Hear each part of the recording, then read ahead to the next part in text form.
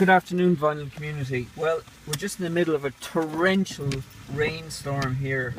I'm just at the back of an industrial estate and I just can't believe there's waterfalls just appearing on top of the flat roofs here in this industrial park where my son's boxing academy is located. So anyway, it hasn't dampened my spirit. I was going to go in front of the camera, but I clearly can't do an outdoors video in weather like this. It's brutally inclement, so it is. And welcome to the Irish Spring, the vagaries of the Irish Spring. Okay, so yesterday I went to a fair. It's a local fair. The last two times I had gone there, I didn't get anything of note. As a matter of fact, I may have come home empty-handed on the last two occasions that I went there. However, yesterday I was pleasantly surprised both by the array of sellers, there were a number of new ones there, and by the particular wares that they had to offer. I came across this particular one, which is a long time want list item by an Irish progressive rock group called Supply, Demand and Curve. This is the only album that they ever released. It's been sampled quite a bit in the past. It's kind of fusiony, but progressive as well.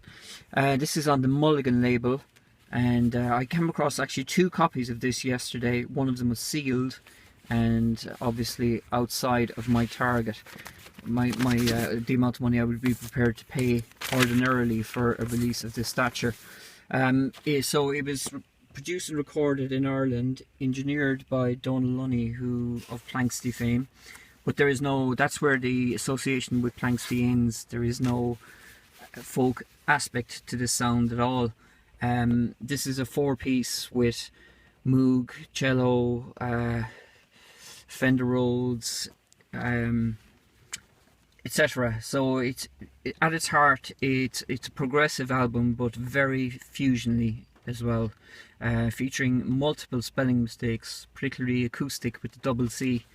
So anyway, this is the album the first one that I saw that I wanted to go for, and I paid a lot more than $2.99. I know Derek Vaughn, you've got this, and you've raved about it many times. So it's kind of an unusual release. The second big item which I saw is an original Decca. Now I got this for an absolute steal.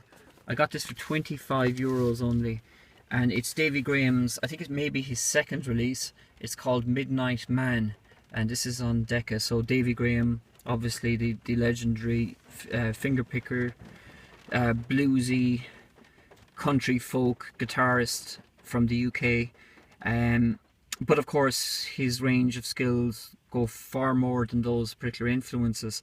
For example, he got heavily into the Indian raga sound in later years, and indeed maybe even at this time when he made this recording, there is some Eastern tinges to his music. So he was obviously very fond as well of Irish balladry, and he has a few releases which I'll show at some stage that I have in my collection of his interpretations of Irish folk classics. This is a mono copy. There you go. And yeah, so it features some cover versions of tracks by, including Herbie Hancock, Watermelon Man is on it, and there's a Beatles track as well, and Lalo Schifrin, the Argentinian jazz composer, he's also covered in this one as well. So absolutely thrilled to get this.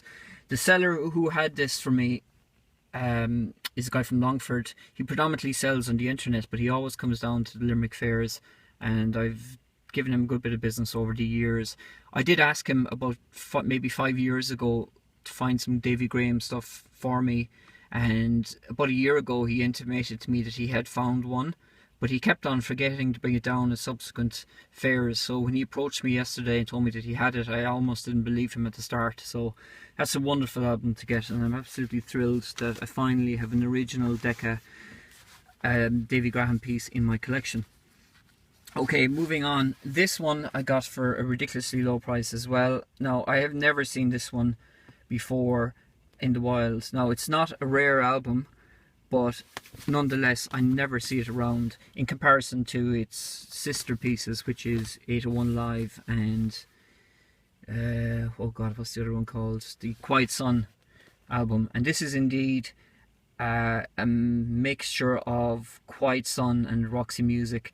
For example, Brian Eno plays on this, and a lot of Phil Manzanira's cohorts from Roxy Music turn up and perform throughout this album. Robert Wyatt sings a track on it, and the bass player, the sadly departed John Wooten of King Crimson, also appears in this album. I haven't really been looking for this online. It's just one that I've been hoping to pick up at some point in time. I've never even seen trashed copies of this, so to finally come across one is just great. I mean, the 801 one I often see around, it's often beat up. I still don't have that one, but I do have Quiet Sun. The mainstream, what is it called? Mainstream, I think it may be called.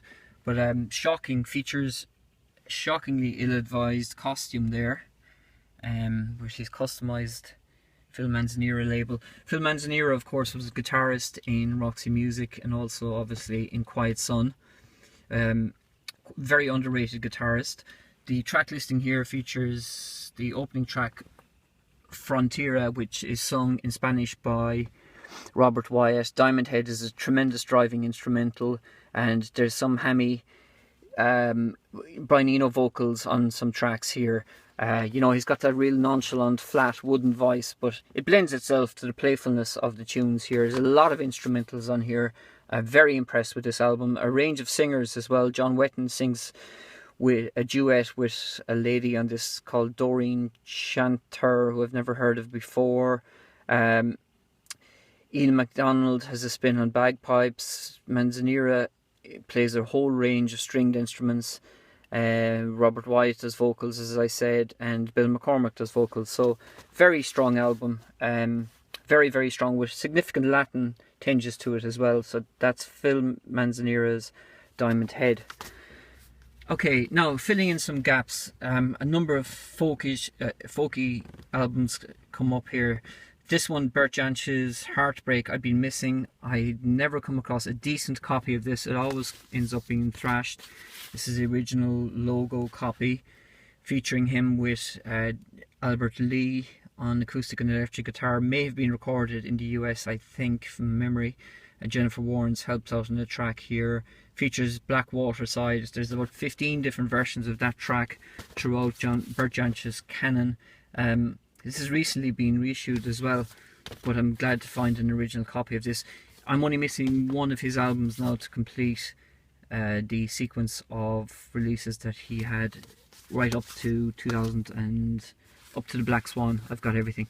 Okay, and then filling in another hole, this is the only Roy Harper one that I really wanted, except for The Green Man, which has never got a vinyl release, but I'm actively looking to find The Green Man, which is a brilliant solo acoustic album by Roy Harper. Here he is back serving us some progressive fare. This comes, it's Valentine. Now this originally came with an insert which you had to write away for, an 8-page insert, and the first copy that I saw 2 copies of this yesterday. The first copy that I came across had the insert, and I never even knew that existed, and I came across this second copy and didn't find an insert in it, and said to the seller, you know, what's going on with the insert, and he wouldn't reduce the price, but I still got this for $5, so very happy. It doesn't go for big money generally, but it has some of his stronger tracks.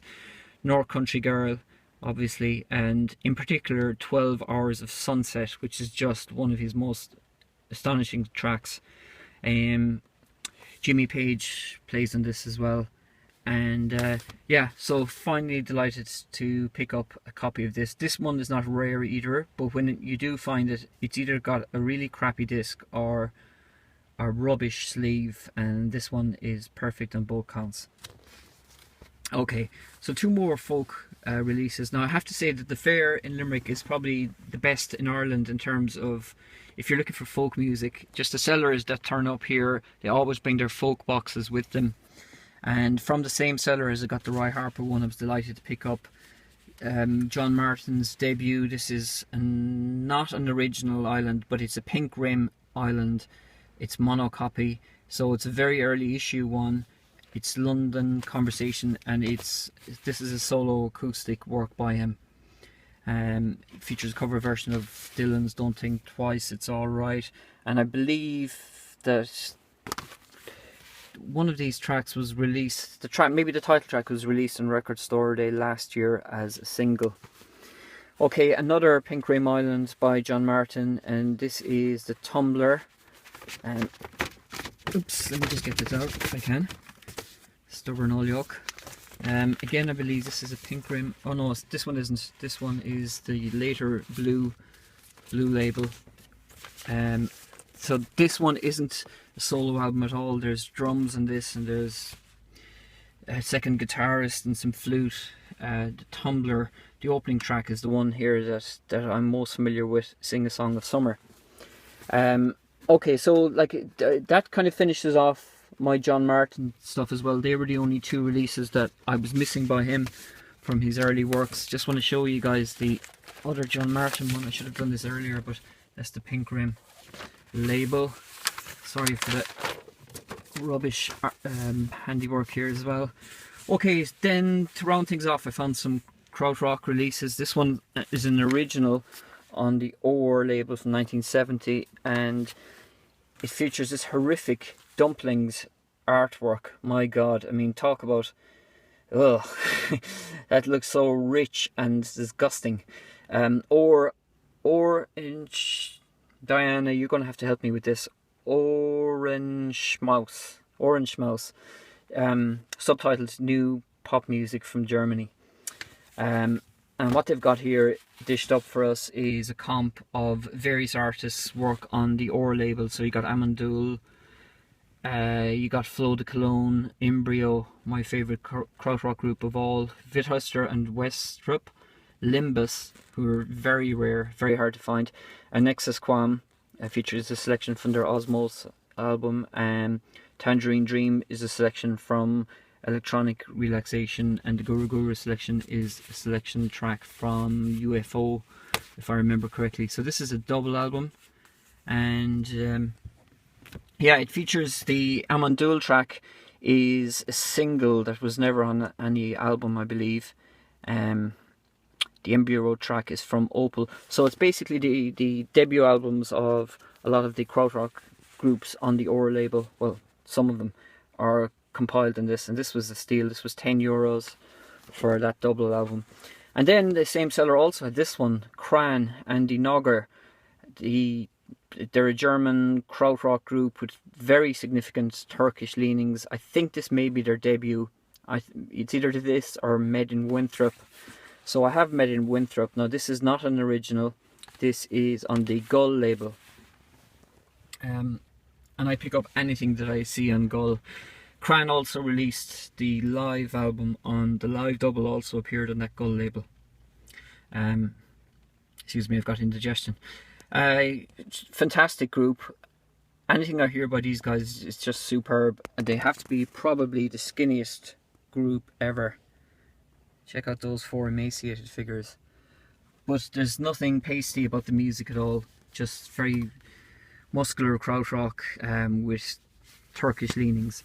And then finally, I'm loath to call this a krautrock album. It's Aqua by Edgar Froese, one of the founding members of Tangerine Dream, but it seems very often to be lumped in as part of the krautrock movement.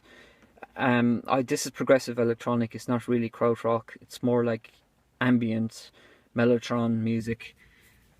Not his best, to be honest. This is his debut, I believe. His better work is his second album, which I think is, I have it, it's called Epsilon in Malaysian Pale. This one there's 4 tracks in this, 2 tracks on each side, and this obviously happened before the birth of his child, because normally it is a stock image of his child Jerome appearing in his artwork.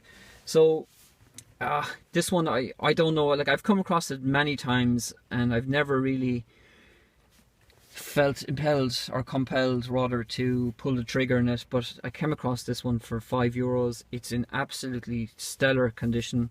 It's a Virgin issue. It's definitely not the Brain one, because I think this was originally released on Brain. Yeah, this is the later Aqua issue, and I think it may even be Italian looking at the naming there. So for €5, yeah, I'll buy it. You know, I wouldn't spend 10 on it, but certainly for 5.